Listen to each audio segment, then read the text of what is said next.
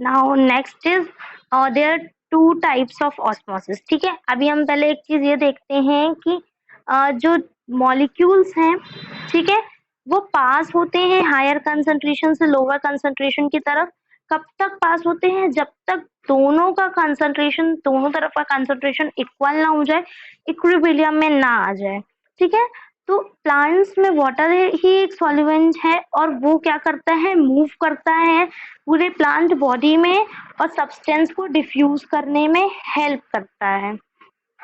ठीक है, जब हम प्लांट सेल को प्योर डिस्टिल वाटर में रखते हैं, ठीक है, तो जो वाटर एंटर होता है सेल में, ठीक है, तो हम देखते हैं कि वो सॉल्यूट और सॉल्वेंट दोनों के लिए परमिएबल है। सेल मेम्ब्रेन जो है प्लांट की, ठीक है, प्लाज्मा मेम्ब्रेन जो है, ठीक है, लेकिन वो सिलेक्टिवली परमिएबल है। ठीक है, सिलेक्टेड चीजों को ही आने देती है। तो एक चीज, अब ये दो तरह के ऑस्मोसिस होते हैं, एक है एंडोऑस्मोसिस और दूसरा है एक्सोऑस्मोसिस। तो एंडोऑस्मोसिस में क्या होता है कि water molecules enter into the cell cell, ठीक है, और एज अ रिजल्ट ऑफ, देखो, सिंपल ऑस्मोसिस की प्रोसेस के कारण ही जो वाटर मॉलिक्यूल है वो सेल के अंदर जाते हैं, मतलब सेल ले रहा है वाटर को एक्सटर्नल एनवायरनमेंट से, दैट इज एंडोऑस्मोसिस। एंड एक्सऑस्मोसिस मतलब वाटर मॉलिक्यूल जो है वो रिवर्स डायरेक्शन में मूव करते हैं, मतलब सेल से बाहर आते हैं, from cell cell to outside, that is known as exosmosis. अब एक चीज है रिवर्स ऑस्मोसिस। तो रिवर्स ऑस्मोसिस में को हाइपर फिल्ट्रेशन भी बोला जाता है and it is a technique. Reverse osmosis is a technique. हाँ, see, reverse osmosis is also known as hyper filtration. तो इस टेक्निक से क्या होता है, वाटर रिमूवल, ये जो आरओ है ना, आरओ को शॉर्ट फॉर्म बोला जाता है, RO is actually, it's full form is reverse osmosis.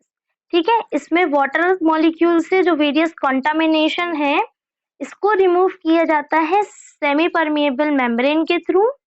एक तरह से इसमें प्रेशर पंप की जरूरत पड़ती है। अब ये कैसे होता है, I will tell you. See, suppose there is one beaker, okay, we can say that this is like this, okay, it is separated by a semi permeable membrane। ठीक है, यहाँ पे सेमी परमिएबल मेम्ब्रेन है, ठीक है, flow of water का direction जो है वो इस तरफ है। Okay, so what happens that, इसमें क्या होगा कि जो मॉलिक्यूल्स रहते हैं, यहाँ पे बहुत सारे सॉल्यूट मॉलिक्यूल्स हैं। ठीक है, मतलब यहाँ बहुत सारा कंटामिनेटेड वाटर है। नॉर्मल में क्या होता है, यहाँ सॉल्यूट मॉलिक्यूल्स प्रेजेंट है, मतलब एक सॉल्यूशन के फॉर्म में प्रेजेंट है, या यहाँ कंसंट्रेटेड है, जैसे समझ लो कि कंसंट्रेटेड सॉल्यूशन है, और यहाँ पे समझ लो डाइल्यूट सॉल्यूशन है। ठीक है, तो वाटर किस तरफ से मूव करेगा, डाइल्यूट सॉल्यूशन से कंसंट्रेटेड सॉल्यूशन की तरफ मूव करेगा, मतलब यहाँ से यहाँ मूव करेगा। ठीक है, तो ये नॉर्मल ऑस्मोसिस की कंडीशन हो गई। ठीक है, अब हम इसको रिवर्स ऑस्मोसिस की कंडीशन में देखते हैं। तो रिवर्स ऑस्मोसिस की कंडीशन में क्या होता है कि कुछ इस तरह से एपरेटस होता है और सेमी परमिएबल मेम्ब्रेन होती है। ठीक है, तो यहाँ पे सॉल्यूट पार्टिकल, मतलब कंसंट्रेटेड सॉल्यूशन प्रेजेंट है, यहाँ पे डाइल्यूट सॉल्यूशन प्रेजेंट है। ठीक है, अब हम क्या करते हैं, नॉर्मल में तो क्या होगा, अगर नॉर्मल होगा तो कंसंट्रेशन से डाइल्यूट की तरफ जाएगा, बट हम यहाँ पे एक प्रेशर लगा देते हैं, एक्सटर्नल प्रेशर। ठीक है, ये हमने एक एक्सटर्नल प्रेशर लगा दिया। तो जब हम यहाँ पे एक एक्सटर्नल प्रेशर लगा देंगे, ठीक है, हम बहुत फोर्स कर रहे हैं, तो जब हम फोर्स करेंगे धीरे धीरे हम इस प्रेशर को इंक्रीज करते जाएंगे।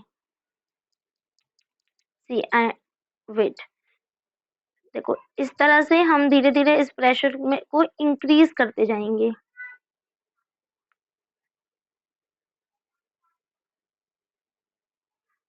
जब हम इस प्रेशर को इंक्रीज करते जाएंगे, तो पहले जब नॉर्मल ऑस्मोसिस के केस में क्या हो रहा था, डाइल्यूट से कंसंट्रेशन की तरफ जा रहे थे मॉलिक्यूल्स, लेकिन हमने प्रेशर लगा दिया तो मॉलिक्यूल्स जो हैं यहाँ पे बहुत ज्यादा प्रेशर बढ़ गया है, वो बीकर के साइड वॉल्स में प्रेशर लगा रहा है, अब उनके पास कोई ऑप्शन ही नहीं है मूव करने का, ठीक है, तो वो क्या करेंगे, वो कंसंट्रेशन से डाइल्यूट की तरफ मूव करने लगेंगे।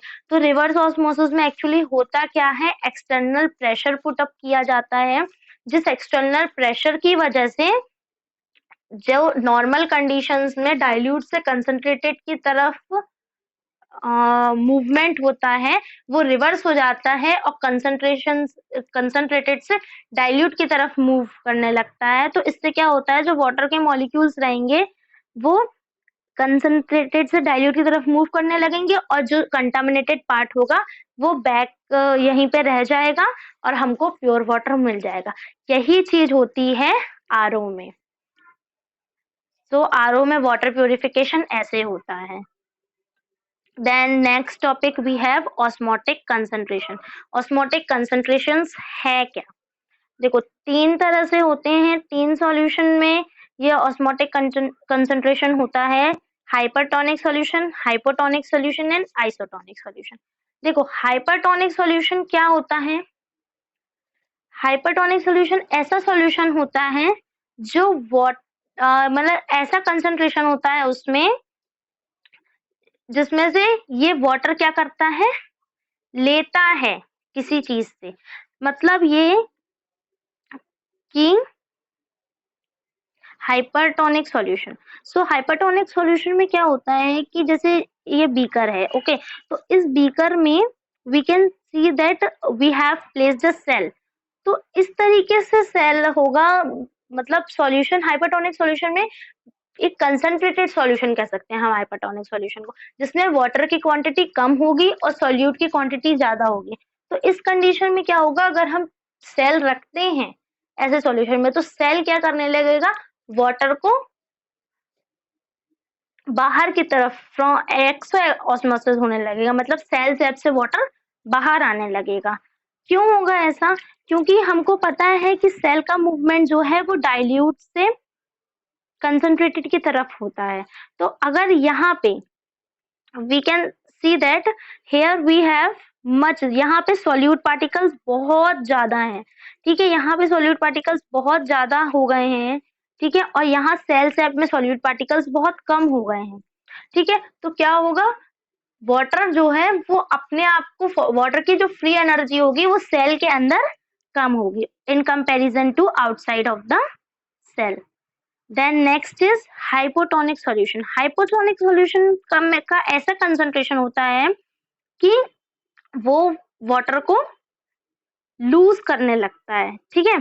तो इसमें क्या होगा कि जो सॉल्यूशन होगा, ठीक है, इस बीकर में जो सॉल्यूशन होगा वो एक डाइल्यूट सॉल्यूशन होगा, इसका मतलब है उसकी जो एनर्जी होगी वो ज्यादा होगी in comparison to the cell sap present in the cell, ठीक है। तो इससे क्या होगा कि जब वो डाइल्यूट है उसमें सॉल्यूट के पार्टिकल्स कम है तो वाटर धीरे धीरे सेल के अंदर मूव करने लगेगा, इससे सेल में स्वेलिंग आ जाएगी, टर्जिडिटी हो जाएगा, और हाइपरटोनिक सॉल्यूशन में रखने की वजह से सेल श्रिंक हो जाता है, हाइपोटोनिक में रखने की वजह से सेल स्वेल हो जाता है। और आइसोटोनिक सॉल्यूशन एक नॉर्मल कंडीशन है जिसमें ना तो सेल लूज करेगा वाटर को और ना ही गेन करेगा वाटर को।